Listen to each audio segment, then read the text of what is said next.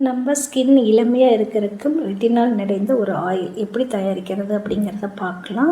இது வந்து பார்த்திங்கன்னா ஃபஸ்ட்டு நான் இதுக்கு எடுத்துருக்கிறது கேரட் ஆயில். கேரட் ஆயிலில் பார்த்திங்கன்னா vitamin A, vitamin C, beta carotene நிறைஞ்சிருக்கு.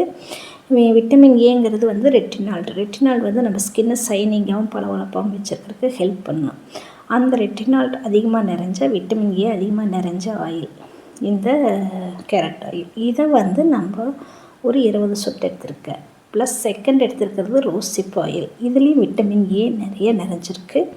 இது வந்து நம்ம ஸ்கின்னை சைனிங்காகவும் பளபளப்பாகவும் வச்சுருக்கு. இதை வந்து 10 சொட்டு எடுத்திருக்கேன். இதுக்கு அடுத்தது வந்து பார்த்திங்கன்னா சுத்தமான தேங்காய் பாலில் எடுத்த கோகனட் ஆயில். இது வந்து நம்ம ஒரு மூடி எடுத்திருக்கேன். இப்போ இதையெல்லாம் மிக்ஸ் பண்ணி நம்ம இதெல்லாம் எடுத்து ஒரு பாட்டிலில் எடுத்து வச்சுக்கிட்டோம்னா நைட் வந்து நம்ம இதை ரெகுலராக அப்ளை பண்ணுறப்ப பார்த்திங்கன்னா நம்ம ஸ்கின்னை லைட்டாக மசாஜ் பண்ணி அப்ளை பண்ணுறப்ப ஸ்கின் சைனிங்காகவும் பளபளப்பாகவும்